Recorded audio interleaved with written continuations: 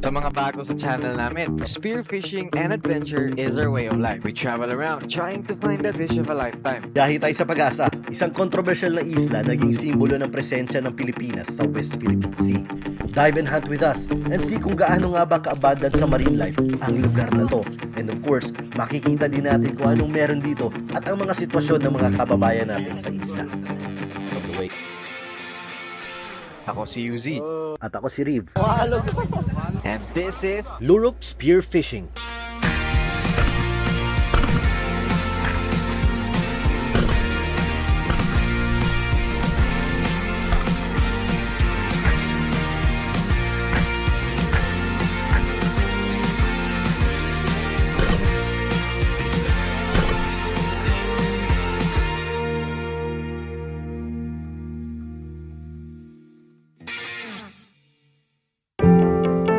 Si UZ nagpapagaling pa, kaya ako munang babiyahe. Malayo at matagal ang biyahe, kaya dapat planado at preparado sa lahat ng aspeto.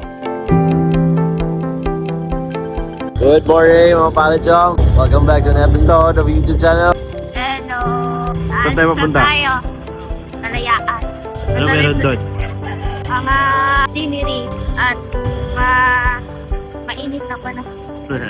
Tingin mo, may mahuli kami isda doon? Dami yan dyan.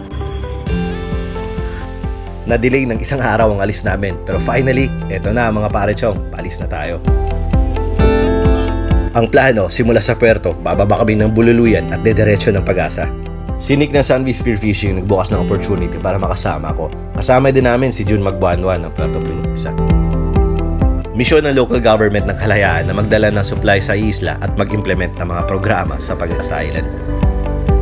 Reaching the very south of Palawan, I realized na ito ang magiging last stop namin. After dito, sobrang lawak na dagat ng tapakan namin. 6 PM, nag-attempt na kaming bumiyahe papuntang isla. The next day. Yung mga parechong, so nangyari pala gabi, medyo lumakas yung alon as expected. Nag-decide yung crew na babalik muna sa shore. Pinaayos lang yung karga para doon sa likod para medyo nakaangat yung bangka. Buti naman dito mayroong kanin, kaya ulam na lang yung kailangan namin. Sa mag-a-attempt ulit mamaya na pumunta ng Pag-asa, but this time mas maganda yung direksyon namin. Nakapabor siya sa isla, kaya sana maging successful. So, ang nangyari kagabi, nag-attempt kami pero bumalik din dahil sa lakas ng alon. So, we're heading north para mag-attempt ulit para hindi nasalungat sa alon. Hanggat nandyan ang Pag-asa, merong pag-asa.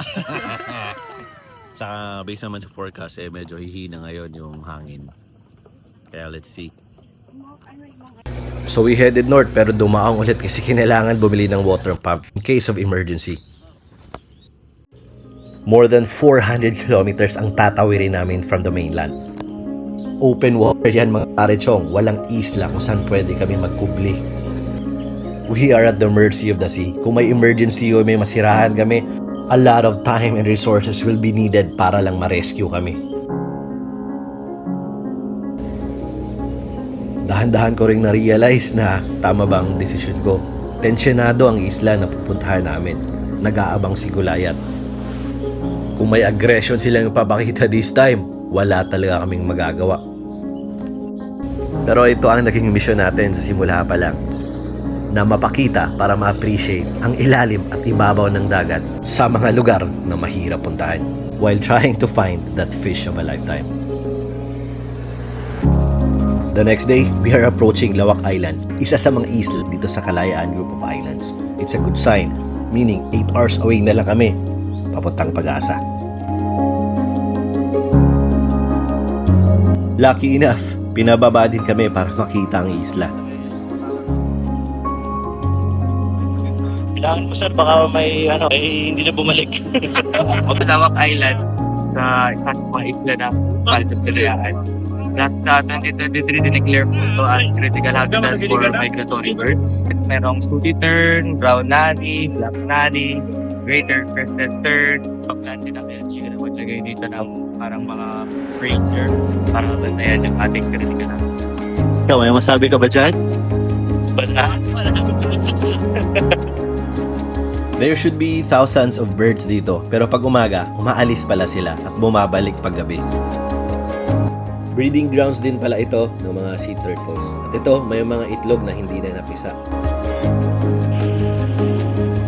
May 10 main island ang Kalayaan Group of Islands. Ang Pag-asa lamang ang natatanging merong mga residente. Sa lawak ba naman ng Kalayaan Group of Islands, galing lawak papuntang Pag-asa, it will take you around 8 hours. Ang Pag-asa Island remains one of the most geopolitically sensitive areas in Asia dahil sa overlapping territorial claims. 20 kilometers na lang! At nung tinaas na ang bandila ng Pilipinas, eto na, it is a signal na pumasok na tayo sa mga highly disputed areas. At few minutes later, ayan, tumabi na sa amin ang mga dragon, ang mga gulayat. Hindi ko lang alam kung pinapakita ba nila ang lakas nila para ma-discourage kaming pumasok sa Pag-asa o para lang babantayan ang mga boundary na sinet nila. Please comment your opinion mga pare-chong.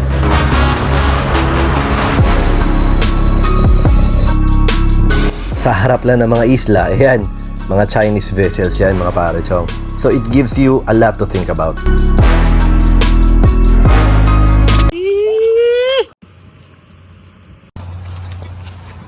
Usapan nila kung anong gagawin nila bukas. Walang plano kasi. Magdadive kami bukas. Yung buong isla, iikutin na kagad namin. Plano muna. Tapos hindi raw kaya. Ha? Diba? Hindi kaya na isang araw. Ngayon maglalaba muna kami. Ayun. Welcome to Pag-asa Island. The next day. Morning dive mga pare-chong, let's take it easy and explore the area muna.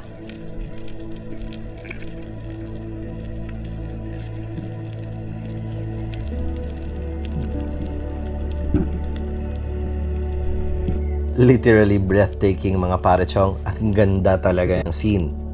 Sobrang linaw ng dagat, ang daming isda.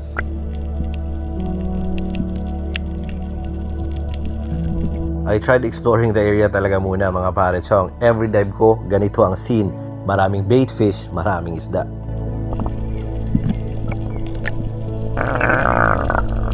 At this point, I decided na kuha ko ng isa. Na-curious din kasi ako kasi sobrang ganitong klaseng species at hindi pa ako nakakuha ng ganito.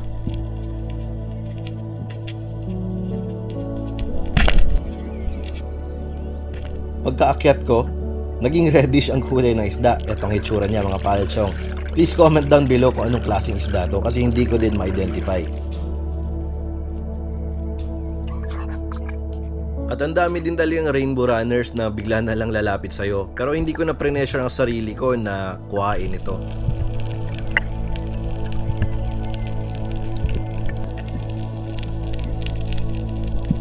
Nung una, akala ko mga dogtooth tong mga to. Kaya sinubukan kong tirahin. Pero ang lilikot pare-chong, sablay ako.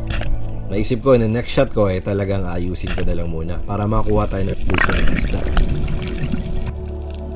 Watch this dive mga pare-chong, ang dami nangyari. Kayo na lang bahalang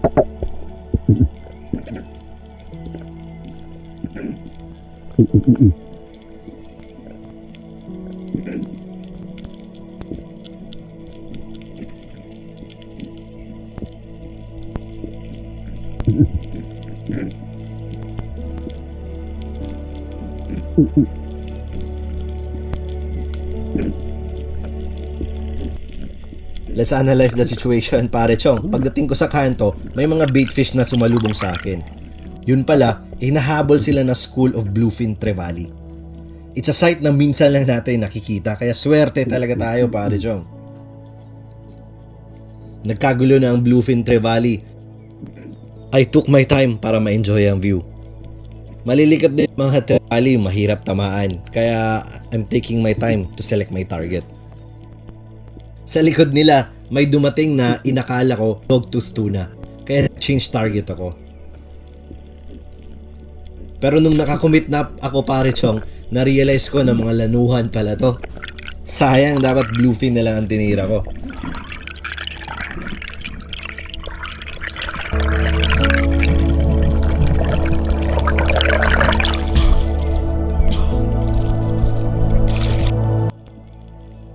Continuing my dive, ganun pa rin ang sight. Maraming mga dumadaan na isda. Pero wala pa akong malalaki so far na nakita. Kaya I'm taking my time and enjoying the view and scouting the area.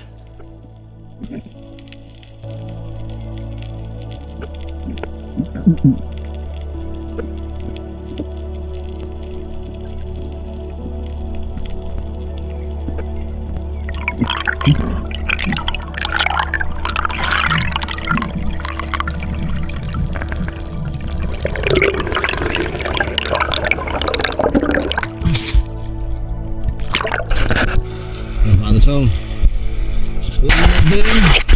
Tapos sinig doon, nakakuha ng dogtooth. Tapos, ayop. Wow. Ayos. Lakad ka lang. Sheesh, dog clinic, laki. Bluefin, midnight.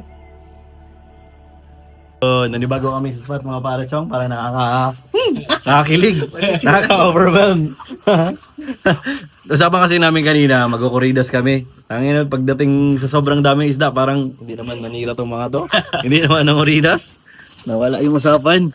Hindi mo 2 oras na wala pang isda sa buhay. Ba't ano kaya ito? Hinihintay ng mga to. Pero dami talaga isda. Kung nakita nyo naman sa video, hanap lang kami ng timbangan.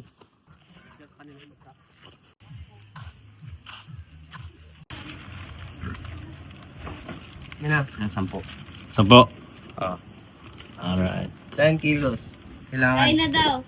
Sige, Ray. plus 2 kilos. First day sa isla, Thailand has been good to us, mga pare chong. Matira ko ba yung barkuda? Grabe kalaki, mga 11 kilos. Alanganin ako magtira ng barkuda, grabe kalaki. Simit ko, malaki pa sa ita ko eh.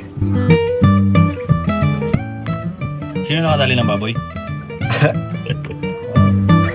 Maraming araw pa tayo dito mga pare chong, kaya excited tayo for the next days to come. Kita tayo in a few days. Thank you for watching and glad you bless us all.